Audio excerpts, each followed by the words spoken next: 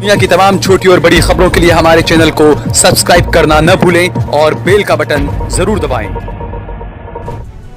देश में जिस तरीके का कोविड को लेकर खतरा बढ़ रहा है और जिस तरीके का जो पैनिक, जो डर, जो भय लोगों में है, उसी बीच देश के मीडिया चैनल एक अलग ही राग आलापने में लगे हैं और देश की जनता को हिंदू मुसलमान में बांटने में लगे हुए हैं। आप सोचिए, सबसे पहले बात करते हैं एक बड़े चैनल के एक एंकर अमीश देवगन की। आप इस डिबेट में खुद देखिए कि अमीश देवगन ने किस तरीके से झूठ बोला। अमीश देवगन डिबेट कर रहे थे तबलीग जमात पर। उस वक्त उनके साथ में गेस्ट जो थे, जो मेहमान थे डिबेट में, डिस्कशन में, पैनल में, वो थे तारिक फतेह, अबू आसिम आजमी, संबित पात्रा और शोएब जमाई। आप सोचिए कि ये लोग जब डिबेट में थे, अमीश देवगन जो है वो हंगामे की तरह जो वो डिबेट करते हैं, वो डिबेट पता नहीं किस तरीके की डिबेट होती है, शायद डिबेटों को बंद ही किया जाना चाहिए।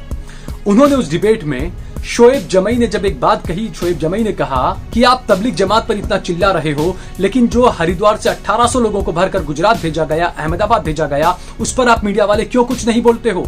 अमीश देवगन ने क्या किया, आप खुद देखिए। अमीश देवगन ने शोएब की आवाज को दबाने का कहा, अपने बुलेटिन प्रोड्यूसर से कहा कि शोएब जमाई की आवाज को बंद कर दिया जाए। वीडियो ऑडियो चला के मौलाना साहब को बदनाम करने के अल्लाह के सब लोगों को तबलीगी जमात को बदनाम कर रहे हैं। और ये 2100 लोग नहीं थे। एक सेकंड रुकिए, ऑडियो डाउन करिए सर, ऑडियो डाउन करिए। कोरोना वायरस नाम की बीमारी है, ये 2100 लोग नहीं थे। मीडिया ने अपने आप इन 2100 लोगों को क्रिएट किया, इन 2100 लोगों को खड़ा कर दिया। ये 2100 लोग थे ही नहीं थे, 2100 लोग थे ही नहीं। और भारत की कोरोना लिस्ट जो है वो ऐसे ही बढ़ गई है पिछले 2 दिनों में।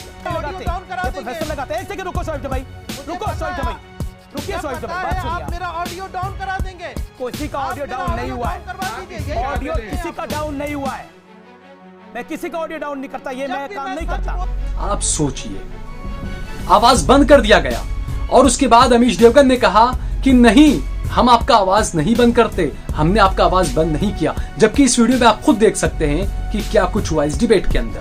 आखिरकार इतने बड़े चैनल के पत्रकार होने के बावजूद अमीश देवगन किस तरीके से सफेद झूठ बोल रहे हैं। वहीं ऐसे एक महापुरुष, एक महाशय एक और हैं, दीपक चौरसिया, न्यूज नेशन के हैं। इन्होंने क्या किया ये भी आप देखिए। हमारे साथ थोड़ी ही देर में जुड़ेंगे मुशर्रफ अली खान साहब, जो कि स्पोक्स पर्सन है तालिबानी जमात के। दीपक जी, आपने तबलीगी जमात को तालिबानी जमात जानबूझ के कहा है या गलती से कहा है? नहीं, मैंने नहीं कहा, माफ कीजिएगा, हमने इस शब्द का इस्तेमाल नहीं किया। शोएब जमाई, मेरे मुंह में शब्द मत डालिए, अगर मेरे मुंह में शब्द डलवाएंगे तो दिक्कत होगी। हमारे साथ थोड़ी ही देर में जुड़ेंगे मुशर्रफ अली खान साहब, जो कि स्पोक्स पर्सन है तालिबानी जमात के। मेरे साथ मुजाहिर रहमान साहब जुड़ेंगे, ये भी मेंबर है तालिबानी जमात के। यानी कि ये जो बड़े बड़े पत्रकार बने बैठे हैं, इन्होंने चाटुकारिता की तमाम हदें पार कर दी है और झूठ बोलते वक्त ये भूल जाते हैं कि वो खुद कैमरे के सामने बैठे हुए हैं। तबलीग जमात को दीपक चौरसिया ने कहा तालिबानी जमात, बार बार ये साफ देखा गया, सुना गया, लेकिन उसके बावजूद वो मुकर गए। उन्होंने कहा कि नहीं, मैंने ऐसा नहीं कहा। आप सोचिए कि आखिरकार देश का मीडिया देश को किस तरफ ले जा रहा है। आप सोचिए, 2 दिन पहले डोनाल्ड ट्रंप व्हाइट हाउस में प्रेस कॉन्फ्रेंस कर रहे थे। CNN के एक पत्रकार ने डोनाल्ड ट्रंप की धज्जियां उड़ा दी।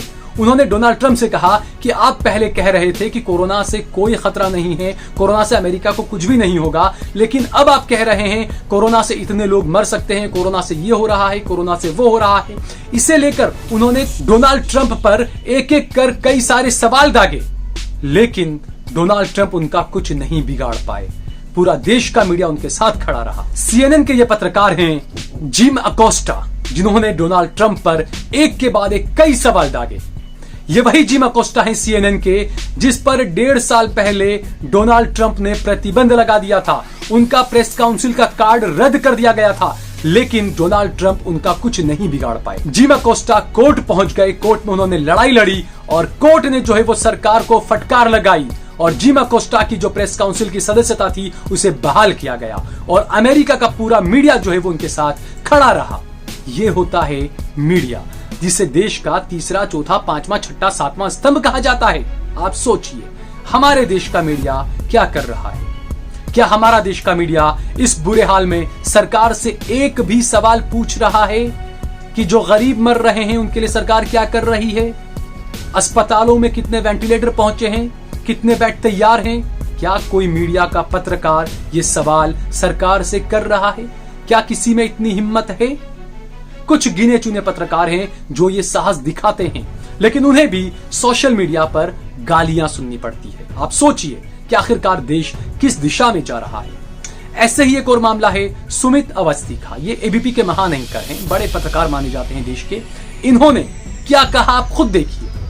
मैं ये जानना चाहता हूं राहुल गांधी से कि अगर आपको कोरोना वायरस से इतनी अधिक चिंता है कि भारत की अर्थव्यवस्था को, भारत के लोगों की सेहत को ये अफेक्ट कर सकता है, तो आप बताइए कि आपने अपनी पार्टी के भीतर कोरोना वायरस से लड़ने को लेकर क्या कदम उठाए।